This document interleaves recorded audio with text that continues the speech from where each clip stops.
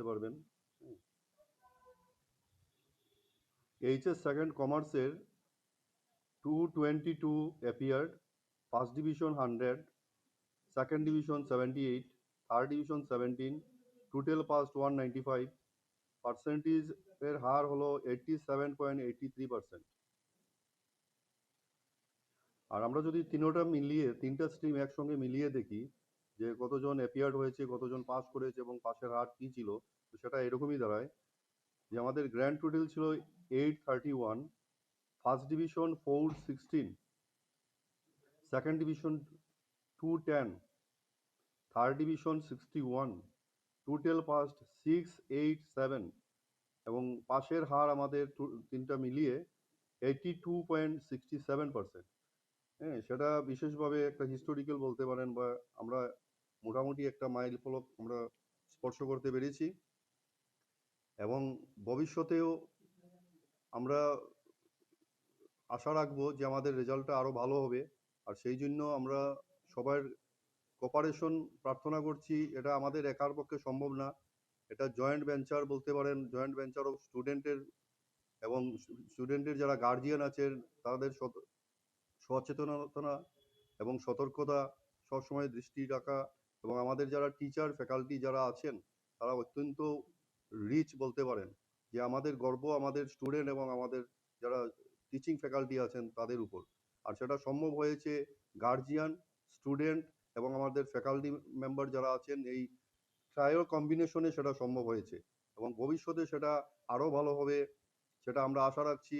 আমরা সবাই সাহায্য প্রার্থনা করছি, কোঅপারেশন প্রার্থনা করছি এবং ভবিষ্যতে যাতে শিক্ষার পরিবেশ আরও ভালো হয়, সেটা যাতে মানে সমাজ যেটা আমাদের সারাউন্ডিংস তারা যাতে থার্ড আই হিসাবে কাজ করে এবং আমাদের সুপরামর্শ দান করেন, এবং যাতে আমরা ইউনিভার্সিটির হওয়ার পরে সেটার যে পুরাতন ঐতিহ্য সেটা যাতে আমরা বজায় রেখে আরও দীর্ঘ রাস্তা এগিয়ে যেতে পারি, সেটাই আশা রাখবো। फर्जी कॉल व फर्जी एसएमएस के जरिए एचडीएफसी बैंक से एक ग्राहक का 64,000 रुपए की राशि उड़ा ले गए दुष्कृतिकारी। सूत्र अनुसार अंकुर क्षेत्र के रहने वाले इस व्यक्ति के अकाउंट से एकाएक एसएमएस तथा दूरभाष के जरिए बातचीत कर बिल प्रदान किए जाने के चलते 64,000 रुपए की घोटाला कर दिया गया और व्यक्ति को पता भी नहीं चला। जब पता चला तब बहुत देर हो चुका था। इसी दौरान एचडीएफसी बैंक में पहुंचने के बाद बैंक कर्तृपक्ष द्वारा मुद्दे को अहम तौर पर नहीं लिया गया। बाद में पुलिस में एफआईआर दर्ज किए जाने के बाद मामले की छानबीन किए जाने के साथ साथ पैसे की रिकवरी किए जाने का मांग पीड़ित व्यक्ति ने पुलिस प्रशासन से किया। बैंक कार्यकर्ताओं द्वारा असहयोगिता प्रकाश किए जाने पर ग्राहकों की सुरक्षा को लेकर भी एचडीएफसी की भूमिका को लेकर भी लोगों में सवाल। नाम अब्दुल करीम लस्कर, আমার রংপুর বাসা। আমার এইচডিএফসি অ্যাকাউন্ট সেভিং অ্যাকাউন্ট থেকে আমার টোটাল অ্যামাউন্ট একজনে ফোন করছিল। ফোন করার পরে ওই যে ফাস্টিক রিচার্জ আছে নি, আমি বলছি না ফাস্টিক রিচার্জ নেই চাইয়ে। তারপরে আপনার আধা ঘন্টা পরে আমার হোয়াটসঅ্যাপ কল করছে। কল করার পরে আমি ইচ্ছা করে খাটিয়ে দিছি। তারপরে আরও আধা ঘন্টা পরে মোবাইল পুরো হ্যাক মারিছে। হ্যাক মারার পরে যে আমার already account HDFC saving account আপনার অ্যাকাউন্ট থেকে 64,499 টাকা তারা রাত্রে 12টার সময় লইয়া গেছি। তারপরে আমি এইচডিএফসি ব্যাংকও গেলাম, যাওয়ার পরে তারা আমার কোনো বার্তা দিছে না, খালি স্টেটমেন্টটা দেখাইবার দিছে। তারপরে আমি ক্রাইম ব্রাঞ্চে একটা এফআইআর করছি, তারা আমার সান্ত্বনা দিচ্ছে 10 দিন পর।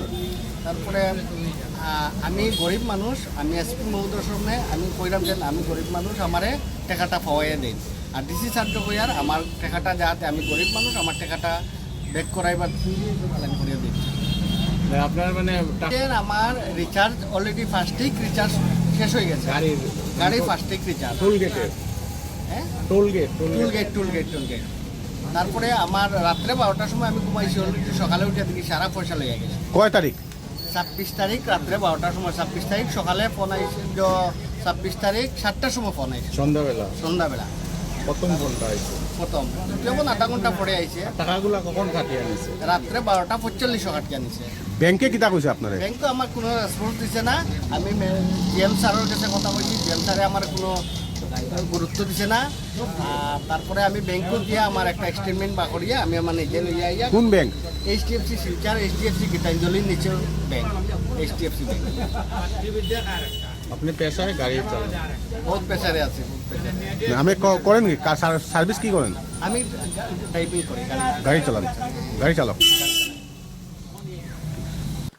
मेहरपुर घुंगुर क्षेत्र की शीतला मंदिर प्रांगण में वार्षिक पूजा कार्यक्रम आयोजित किया गया। इस अवसर पर भजन कीर्तन, महाप्रसाद वितरण, पूजा अर्चना आदि कार्यक्रम आयोजित किए गए। गौरतलब है कि हर साल की तरह इस साल भी हिंदी भाषी समुदाय तथा आवासी क्षेत्र के विभिन्न समुदाय के लोगों के सहयोग से वार्षिक शीतला माता की पूजन कार्यक्रम आयोजित किया जाता है। शीतला माता के पूजन कार्यक्रम को लेकर बच्चे, बूढ़े, नौजवान तथा आवासीय क्षेत्र के महिलाओं के बीच उत्साह का माहौल भी देखने को मिला और हजारों की तादाद में लोगों के बीच महाप्रसाद भी वितरण किए गए।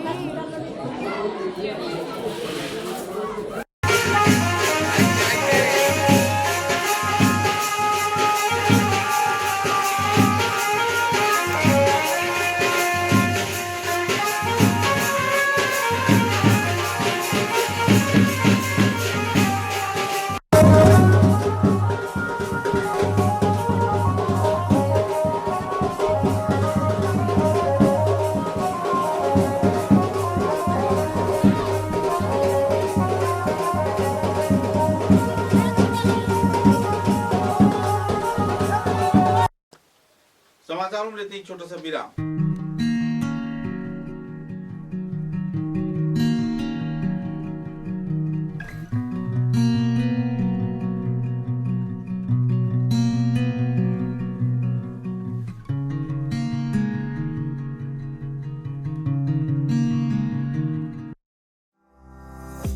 চা এর জগতে এক অনবদ্য নাম রোজকান্দি চা।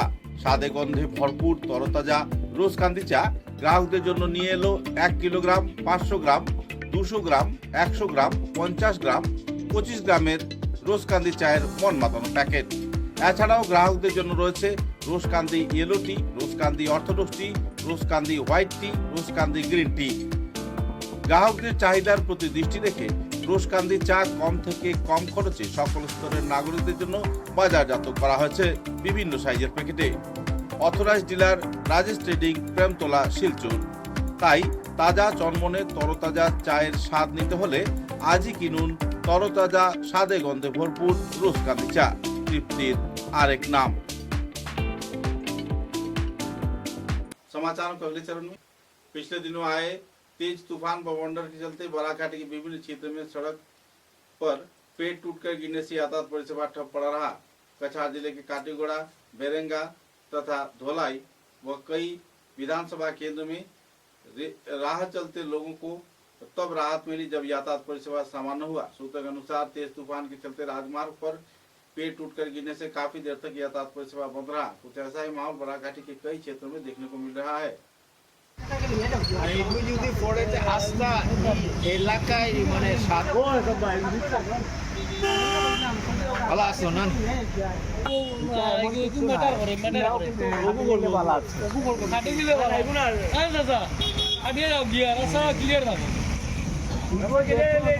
দশটার সময় হঠাৎ করে বৃষ্টির মাঝে গাছটা পড়ে গেল রাস্তার উপরে, আর গাড়ি আসতে হঠাৎ 1 সেকেন্ডের লাগে একটা গাড়ি বাঁচি গেল। আর এখানে আরো 4-5টা গাছ আছে এরকম যে কোনো সময় অ্যাক্সিডেন্ট হইতে পারে। ওটা আজকে ভাগ্য ভালো, কারেন্টের তার সব মানে 11 কেবিও আছে, 33 কেবিও আছে, লাইনের উপরে তার ওই গাছগুলো আছে।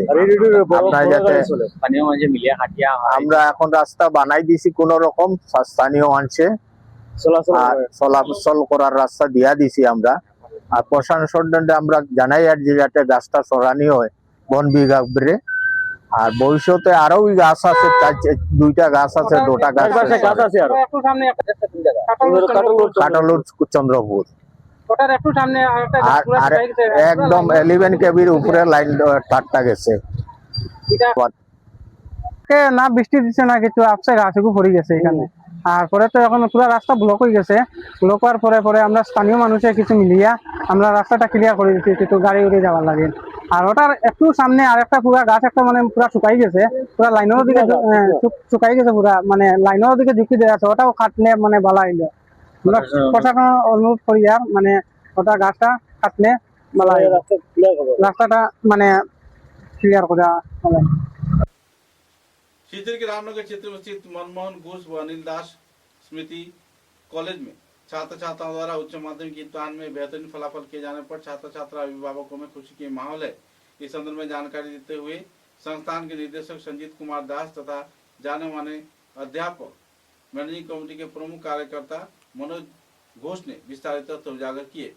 इस कॉलेज में छात्र छात्राओं को ना ही कोई प्राइवेट ट्यूशन की जरूरत पड़ती है और ना ही कोई दूसरे शिक्षा परिसेवा का। कॉलेज में ही बेहतरीन शिक्षा प्रदान कर छात्र छात्राओं को शिक्षित की जाती है। इम्तिहान के दौरान छात्र छात्राएं बेहतरीन फलाफल करती हैं और 5 तथा कई और क्षेत्र के निजी कॉलेजों से कहीं ज्यादा मनमोहन घोष व अनिल चंद्र दास इस कॉलेज में छात्र छात्रा उच्च माध्यमिक इम्तिहान में बेहतरीन फलाफल किए जाने पर अभिभावक छात्र छात्रा व आवासीय क्षेत्र के लोगों के बीच खुशी की माहौल भी बनी हुई है। पत्रकारों के साथ बातचीत के दौरान कई पहलुओं पर कॉलेज कर्तृपक्ष के कार्यकर्ताओं ने विस्तारित तथ्य उजागर किए।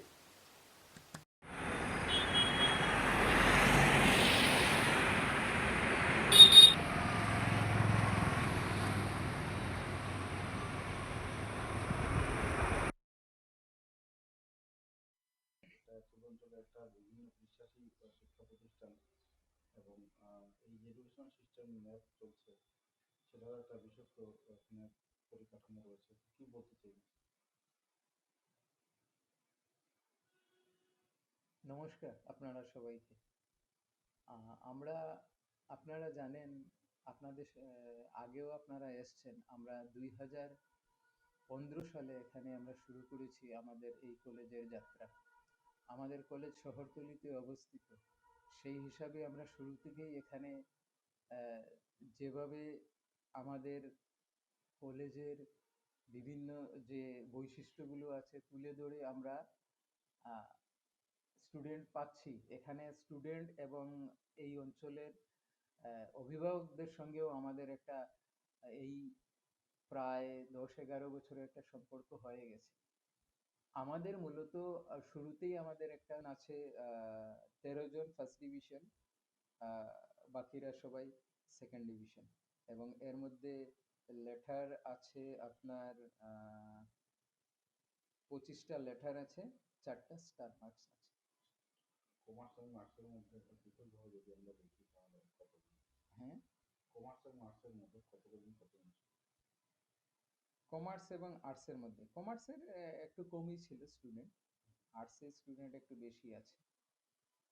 ঠিক আছে, জানতে চাইবো আপনার কাছ থেকে যে এই যে পরিবেশ পরিস্থিতি চলছে শিক্ষা বিভাগে, ন্যাশনাল এডুকেশন পলিসি নিয়ে অনেকেই চিন্তিত। অনেক ছাত্রছাত্রীদের মাথায় হাত, অনেক অভিভাবকদের মাথায় হাত, অনেক শিক্ষাবিদদের মাথায় হাত। কিন্তু সরকারের চাপে হয়তো কেউ কিছু বলছেন না, কিন্তু তারা বুঝতে পারছেন যে একটা অশনি সংকট আসছে। অনেকে বলছেন এটা অশনি সংকট নয়, একজন ছাত্র অলরাউন্ডার হচ্ছে, কিন্তু অলরাউন্ডার হতে গিয়ে অনেকে বলছেন যে কি অফ অল মাস্টার অফ নান একটা হচ্ছেন ওরা। এবং এই যে ক্যারেক্টারটা আগামী প্রজন্মের কাছে কতটুকু প্রভাবশালী হবে তাদের জীবনে, তাদের রোজগারের ক্ষেত্রে কিংবা তাদের নিজেদের স্বরোজগার স্বনির্ভর হওয়ার ক্ষেত্রে কতটুকু প্রভাব ফেলবে? আপনি একটা ইনস্টিটিউশন চালান, এত বছর ধরে চালাচ্ছেন এবং আজও এটা দৃঢ়ভাবে চলছে, সেই জায়গায় দাঁড়িয়ে কিন্তু আপনার থেকে বেশি অভিজ্ঞতা অন্য কারো খুব কম বলে আমি মনে করি। কি বলতে চাইছেন স্যার? সবচেয়ে প্রথম তো সবাইকে নমস্কার। আমরা সবাই জানি যে 2020 ইংরাজিতে ন্যাশনাল এডুকেশন পলিসি বা আমরা যেটাকে বলতে পারি নিউ এডুকেশন পলিসি, এটা ইমপ্লিমেন্ট হয়েছিল। কিন্তু বিভিন্ন কারণে হয়তো বিভিন্ন রাজ্যে বা বিভিন্ন এলাকাতে সেটা ইমপ্লিমেন্টেশন হয়ে উঠতে পারেনি। গত 2024 থেকে আমাদের বরাক উপত্যকা যদি বলি, সেই বরাক উপত্যকায় আসাম ইউনিভার্সিটির অধীনে যে সমস্ত কলেজগুলো আছে সেই কলেজগুলোতে NEP 2020 চালু হয়েছে। এবং সেই NEP যখনই চালু হলো তখন এই ডিগ্রি যেটা আগে ছিল আমাদের টিডিসি 3 ইয়ার ডিগ্রি কোর্সে, সেটা হয়ে গেল FYUGP 4 ইয়ার আন্ডার গ্রাজুয়েট কোর্স। সবার মনে একটা প্রশ্ন থাকে যে আমরা করছি আগামীতে সেটা ইমপ্লিমেন্টেশন হতে যাবে যে প্রতিটা কলেজের সঙ্গে একটা ক্লাস্টারিং করে দেওয়া হবে, এবং সেই এনইপিতে যখনই ছাত্ররা আপনার 4 বছরের ডিগ্রি কমপ্লিট করে বের হবে, আমরা যতদূর জানি যে আগামীতে প্রতিটা ছাত্রের তার ইন্টারনাল যেগুলো কোয়ালিটি আছে সেটা ডেফিনেটলি বিল্ড হবে। এখন বলবেন যে কিভাবে কোয়ালিটি? আগেও তো ছাত্ররা পড়াশোনা করতো, এখনো পড়াশোনা করছে, তার মধ্যে এক্সট্রা কি বিল্ড? কারণ আপনি যদি কারিকুলাম দেখেন, যদি আপনি এসইসি বলে একটা পেপার থাকে, স্কিল এনহ্যান্সমেন্ট কোর্স, সেইখানে আপনার প্র্যাকটিক্যালের উপরে নজর দেওয়া হয়েছে। যেমন আজকে আমরা যারা আছি প্রেসে কাজ করি, ডিটিপির অনেক কাজকর্ম থাকে, তো আমরা জানতাম আগে কি যে ডিটিপির কাজ করতে গেলে আমাদেরকে ফটোশপ জানতে হবে, XYZ জানতে হবে, তখন কি আমরা কিন্তু সেই বাংলার মধ্যে আপনার এসএসসি যে পেপারটা আছে সেইখানে ডিটিপির বিষয়গুলো আলোচনা করা হয়েছে। তার মানে কি থিওরি কাম প্র্যাকটিক্যাল হিসাবেও সেটাকে পর্যালোচনা करा হয়েছে।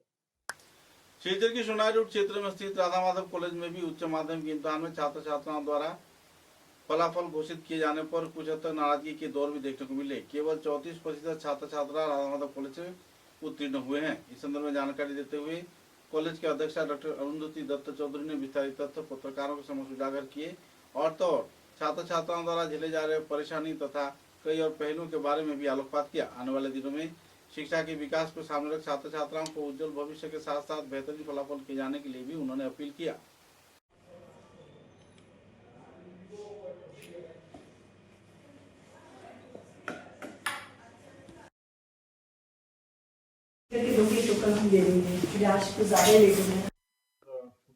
সুপ্রাচীন ঐতিহ্যপূর্ণ কলেজ রাধা মাধব কলেজ, এখান থেকে অনেক জ্ঞানী গুণীরা বেরিয়েছেন, অনেক ছাত্রছাত্রীরা উজ্জ্বল করেছেন।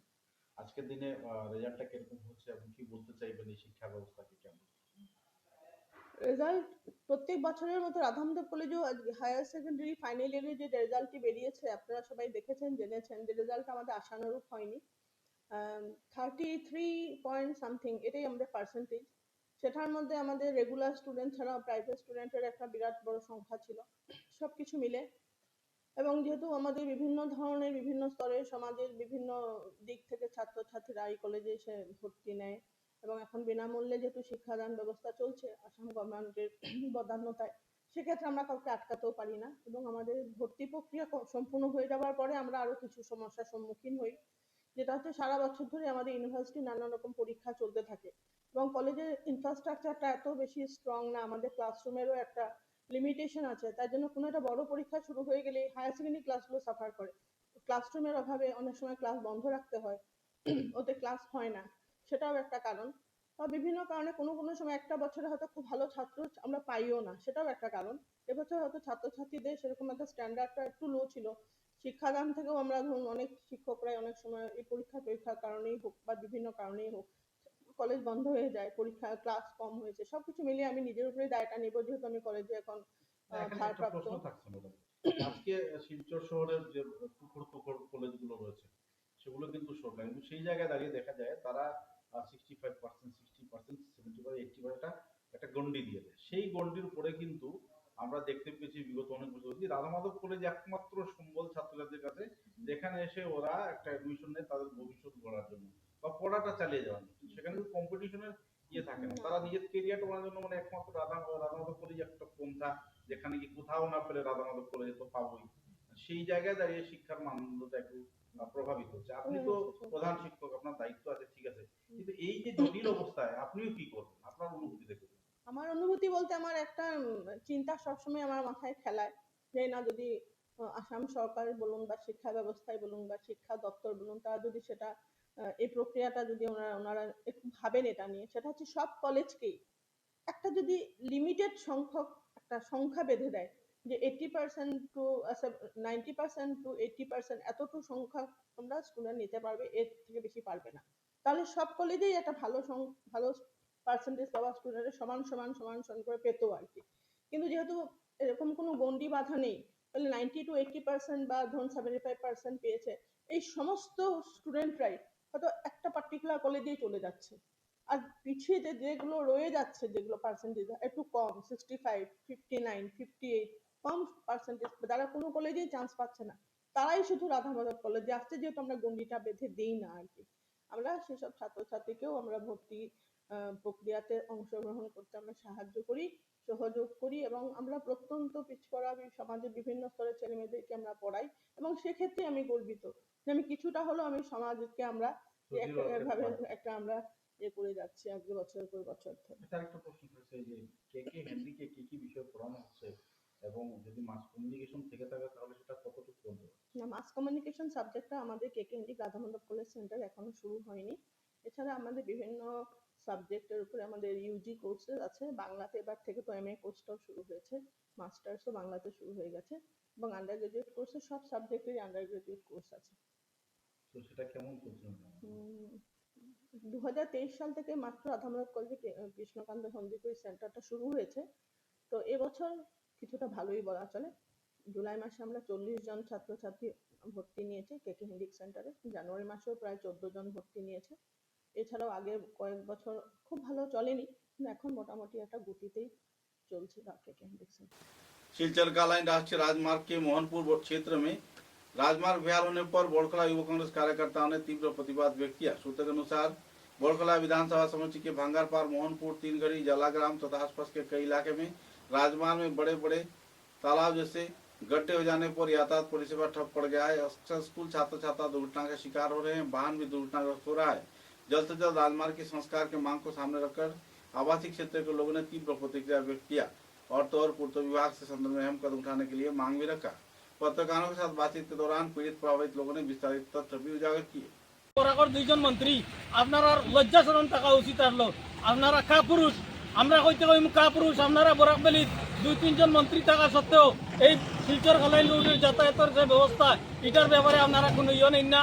কিন্তু আপনারা সিন্ডিকেটর গাড়ি, আপনারা প্রতিদিন সিন্ডিকেটের ইয়ে ফাইন, পার্সেন্টেজ ফাইন, কিন্তু রাস্তার কথা আপনারা একটা বার চিন্তা করেন না। আমরা বারবার আপনার হুঙ্কার দিয়ার যদি 1 মাসের ভিতরে রাস্তার কাজে হাত না দেন আমরা বৃহত্তরভাবে গণ আন্দোলন গড়ে তুলব। আমরা কিন্তু আর আমরা ভয় করি না। আমরা তোমাদের বিরুদ্ধে আমরা জনসাধারণের স্বার্থে প্রতিবাদ করতে সক্ষম থাকিব। বরাকবেলির যতটা রাস্তা আছে প্রত্যেকটা রাস্তা সিন্ডিকেটর গাড়ি রাস্তা নষ্ট করছে। বর্তমানে বিজেপি সরকার আসামে তথা ভারতবর্ষে ডবল ইঞ্জিনের সরকার চলছে। শিলচর খালাইন রোড নিয়ে বিগত কয়েক বছর থেকে আমরা হয়রানির শিকার হইয়ার পশ্চিম শিলচরের মানুষ। গতিকে আমরা গণতান্ত্রিকভাবে কয়েকবার আমরা প্রতিবাদ করেছি, কোনো ধরনের পজিটিভলি শুরু হওয়া পাইনি। গতিকে আমরা আগামী 1 মাসের মধ্যে বড়খলা সমষ্টি যুব কংগ্রেস তথা শিলচর জেলা যুব কংগ্রেস কমিটির ব্যবস্থাপনায় আমরা 1 মাসের ভিতরে গণতান্ত্রিক বৃহত্তর থেকে বৃহত্তর আন্দোলন গড়ে তোলার প্রস্তুতি নিব যদি 1 মাসের ভিতরে রাস্তার কাজে হাত দেওয়া না হয়।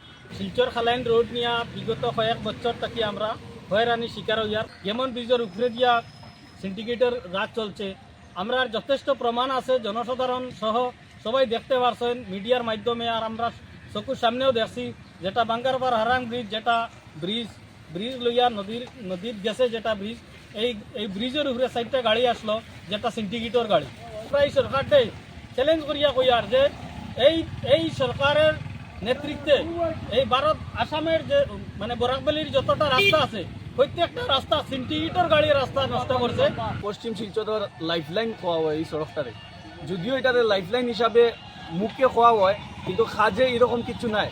আজকে 2-3 দিনের যে বৃষ্টি হয়েছে, 2-3 জড়ি বৃষ্টির ফলে এই রাস্তার মধ্যে যে বড় বড় গর্তগুলো হয়েছে, এই গর্তর কারণে আমরা পশ্চিম শিলচরের যারা মানুষ আছে আমরা সব কিছুর মানে প্রশাসনিক অফিস থেকে লাগাইয়া অ্যাডমিনিস্ট্রেশন সব কিছু আমরা শিলচরও, তো আমরা এখান থেকে ডেইলি শিলচর যাওয়া করতে লাগে।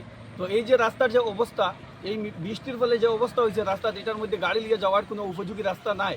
এখানেও আমরা কিছু সময় আগে দেখছি এখানে যতটুকু গাড়ি গেছে সব গাড়িও প্রায় অর্ধ অবস্থায় মানে জলের নিচে জল ডুবিয়া গেছে, জলমগ্ন অবস্থায় গেছে। এই রাস্তায় যদিও লাইফলাইন হিসাবে কোয়া হয়, আমি মনে করি এই রাস্তার কোনো মানে মুখে লাইফলাইন হিসাবে কোয়া হয়, কাজে কোনো লাইফলাইন নাই। এটা এরকম সরকারে ভাবের আমি ধিক্কার জানাই বিজেপি সরকারকে, যে গত 10 বছর এই আসামে বিজেপি সরকার রাজত্ব করছে এবং কেন্দ্রেও বিজেপি সরকার, তারা ডাবল ইঞ্জিনের সরকার যদিও একটা মানে স্লোগান দেয় কিন্তু এটা কাজে কোনো স্লোগান হিসাবে পরিণত নাই।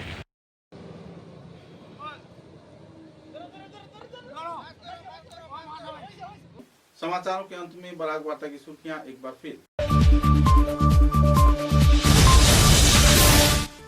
क्षेत्र के दासपुरनी क्षेत्र में क्वालिटी ग्राफिक्स की आवास गृह पर हुई चोरी की वारदात। परिवार सदस्यों की गैर मौजूदगी में चोर चुरा ले गए लाखों रुपए के सामान व जेवर।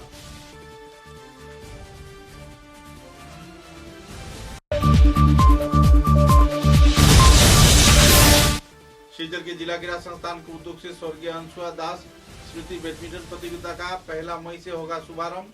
पत्रकार सम्मेलन के जरिए दिया गया विस्तारित जानकारी।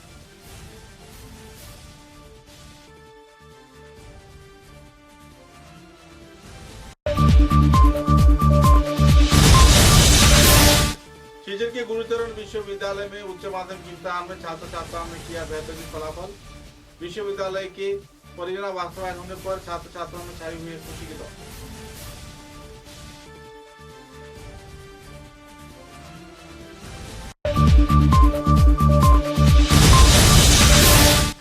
फर्जी एसएमएस के जरिए एचडीएफसी बैंक से 64,000 रुपए उड़ा ले गए दुष्कृती। प्रताड़ित व्यक्ति ने थाने में दर्ज किया एफआईआर। मामले की छानबीन तथा पैसे की वापसी का किया मांग।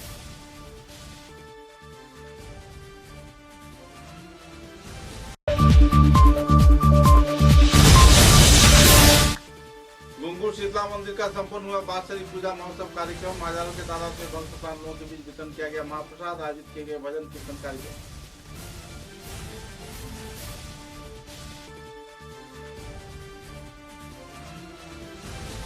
अब तक की बराक वार्ता में बस इतना ही। नमस्कार।